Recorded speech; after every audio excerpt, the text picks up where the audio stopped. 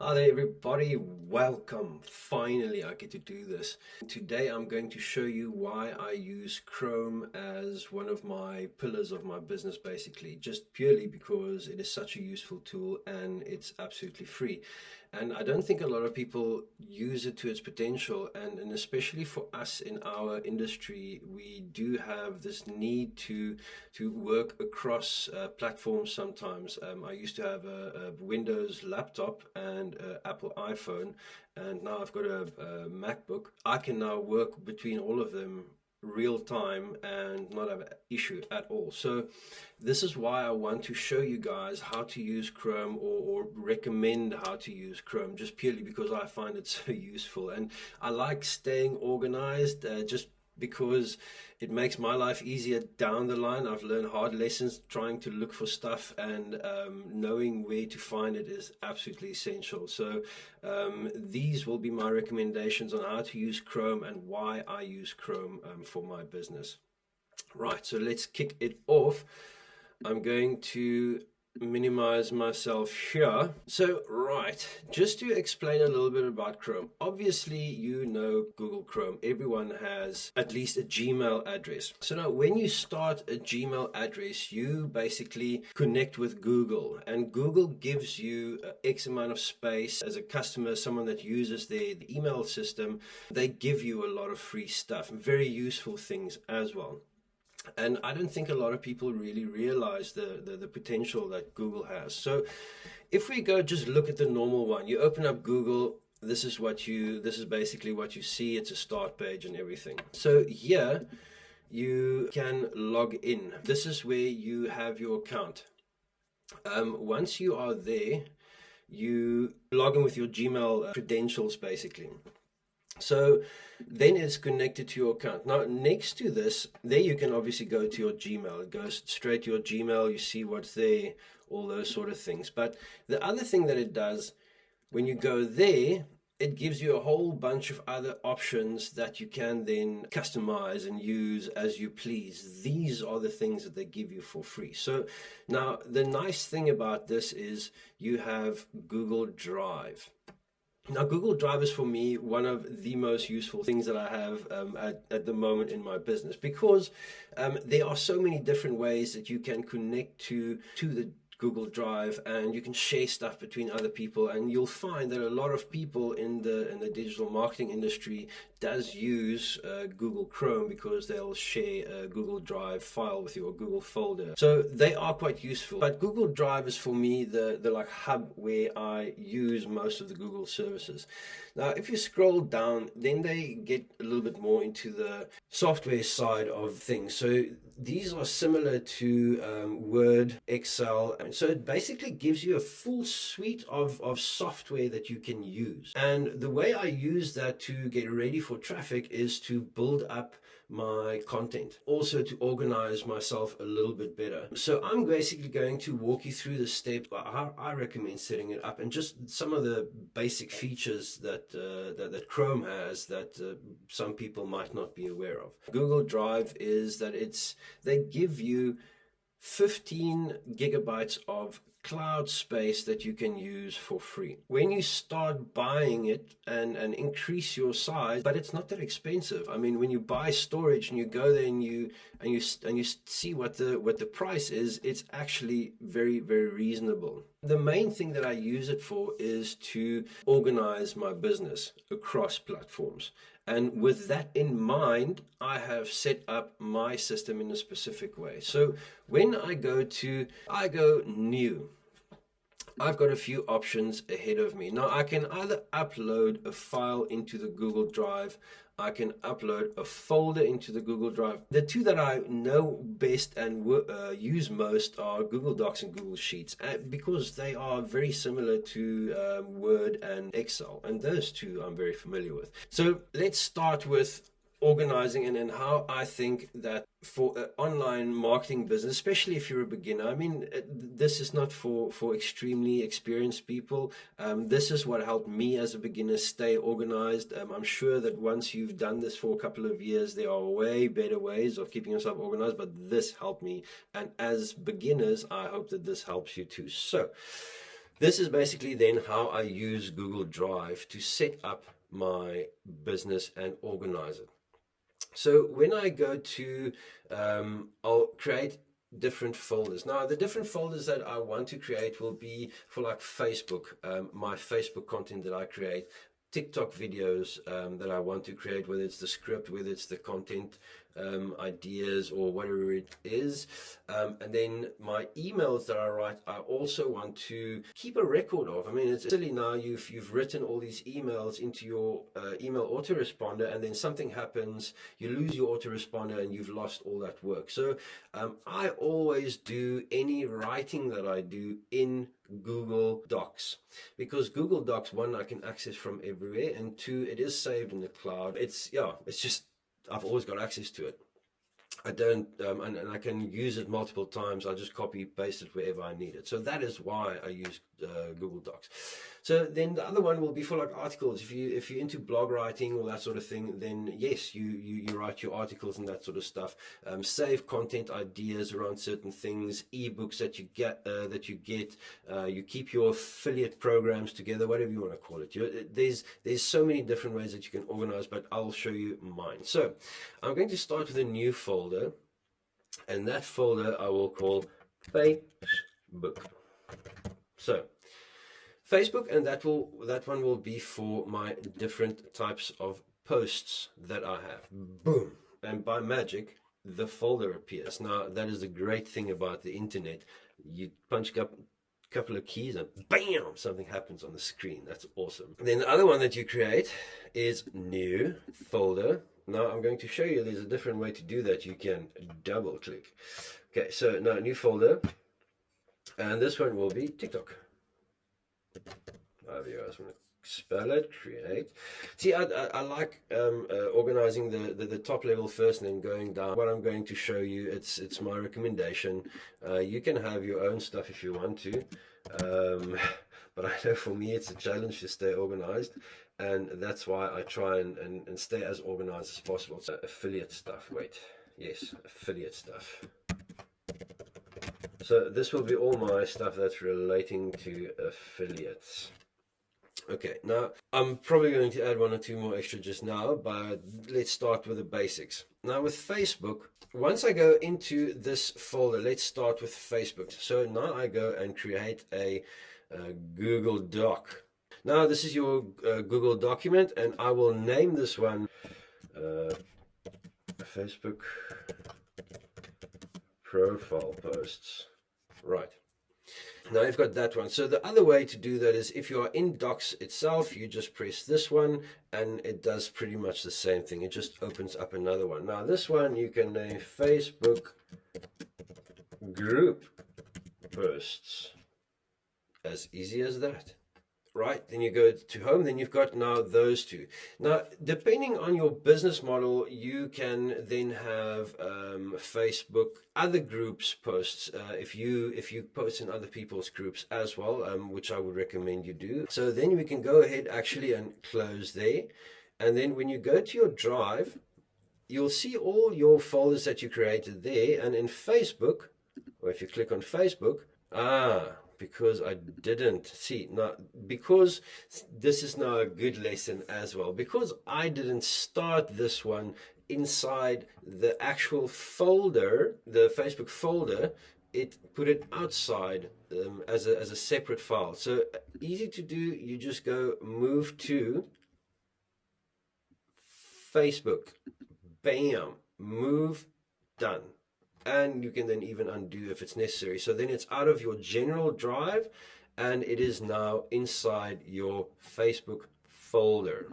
The next one will be, let's say, TikTok. Now, TikTok, there's nothing here yet because we haven't created any TikTok videos. And the reason why this for me is an easy platform to save some of my TikTok videos is because I can download my TikTok videos using Snaptic, and then I can load them on here. Then I can take them to Facebook, I can take them to YouTube, I can edit them, I can do whatever I want with them. But the thing is, this gives me again that cross-platform ability to move and work with the video in real time.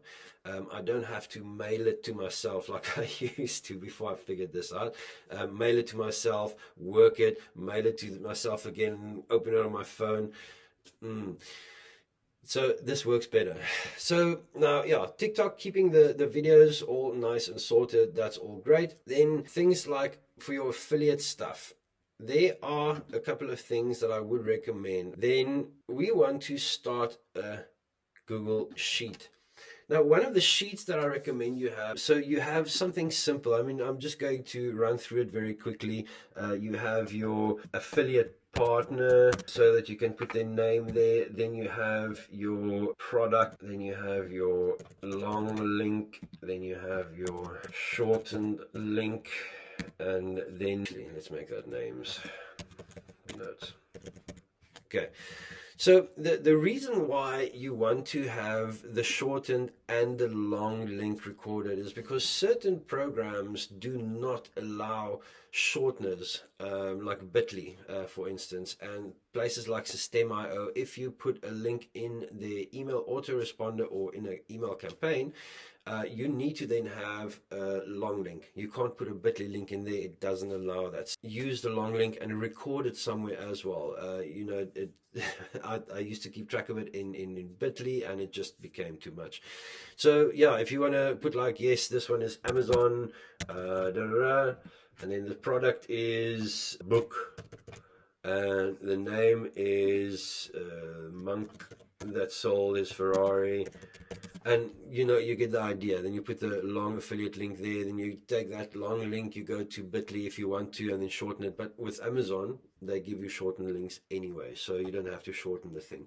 This is a very simple one that I can recommend you start with, and you can name it something like my affiliate links.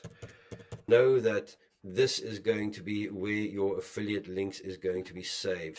So now you've got your affiliate links spreadsheet. This is one that I suggest you start early on. The other one that I would recommend you start early on would be, now see, we're now in the drive, so we can just go there and start one up again, and it will save it automatically in the drive. So this one you can then call your lead tracker.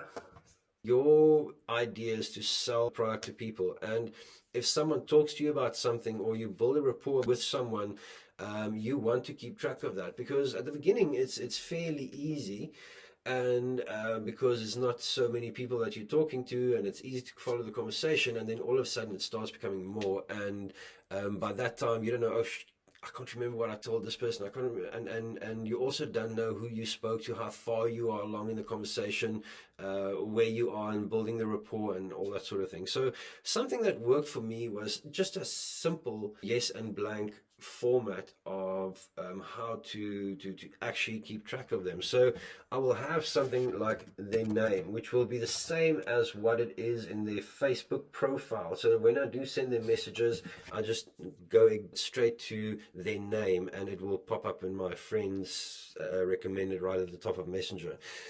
So the first thing you want to know is the name. The second thing that you want to know is reached out first. Now, reached out is when I approach someone on DMs and ask them to become my friend. Once they become my friend, I say hi or wave, send a wave, and then when they say back, hi, how are you, then it would be contact made. So now once contact is made, I am going to, because a lot of people at this point, they are cold as F. So they are not going to say a lot. They're going to be like, yes, no, how's it, how you doing? I'm good, thanks. And now and again you get chatty Cathy, and they will send you like a list of stuff, but most of the time it's not. So then you've made contact, and now you are rapport started. So now this is the point when you are starting to chat. once you started having a little bit of conversation, how my name is this, where are you from? Well, I'm here, I'm there, and then so this is when you just this casual chit chat, how's the weather, how's your mother, that sort of stuff. So not really serious, and then rapport built. Is for me when you've now established a sort of connection, when you have had a little bit of a chat, you know a little bit more about each other, they know you, you know them, and you know how to proceed forward.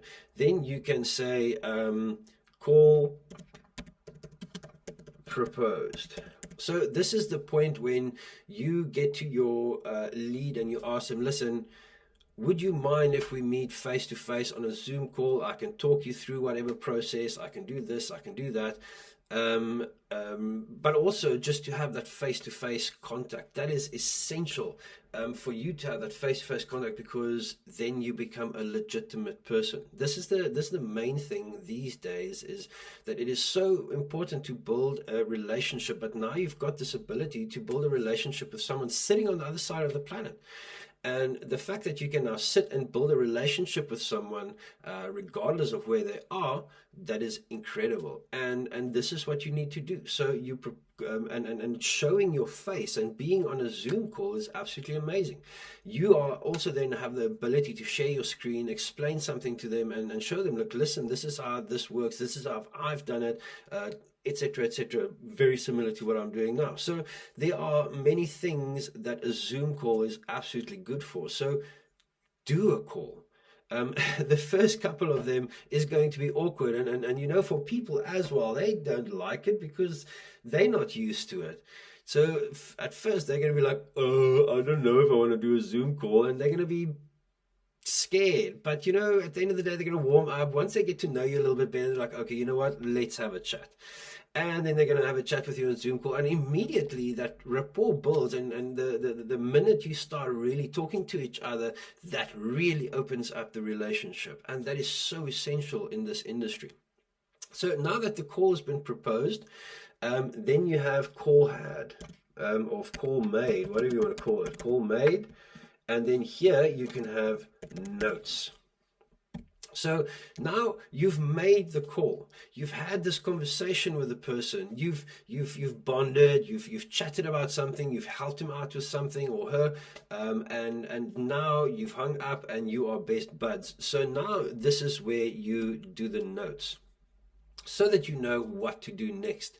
And then I have follow up 1. Follow up 2, and that continues until you make a sale. So this is basically how I do that, and for me it's a simple yes. Contact made, yes, let's call this person John Doe. Right, so yes, we've made contact, rapport started, yes, report built, yes, call proposed, yes, but we haven't made the call yet. So then, okay, cool. Then I know that we haven't made the call with him. So I know that the next step that I have to make with him is to make and propose a call and say, listen, John, let's have a chat, man, face to face. Let me see if I can help you personally with this problem. We walk through it. I talk you through this process, etc., etc., however you want to spin it. So then the call has been made, and then you say yes. And now all you do is you just run down with names, and then with them line by line, and when you scroll down them, you know exactly with each one where you are, and this for me, because it was an issue for me to keep track of the people that I was working with and where I am with them, and a lot of people I just forgot about or left, and I feel terrible about that still, and I actually saw some of them end up with other people and ended up buying with other people. So I know that this is a very important thing, to keep control of your leads straight early on, because it is essential. At the end of the day, you are building relationships. You forget about people. It's a bit of a crappy relationship builder. This is one of the things that I do have in my affiliate stuff folder, because it is important. This is the sort of thing that you also need to keep track of. It's same thing with your affiliate links, and I wish someone just said these things to me earlier, because no one does. So do that straight up. Start there. Now, the other thing about that you can then create here, because you are going to be given so many, so go to your drive, create new folder, just right there, ebooks. Now, for the emails, once you go in there, you can have a folder for swipes. This will be from your vendors. Generally, if you have a product that you are selling, you can get the swipes as well. So they give you emails that you can then send, and then you can also have one then just for your own as well that you put in your autoresponder. Then, right, let's go back to the drive. Now, the reason, and I say again, why I find this so helpful is you know where everything is going to be. Then on this one, computers, it will basically shows you the computers that's connected to this account once it's connected to a different account.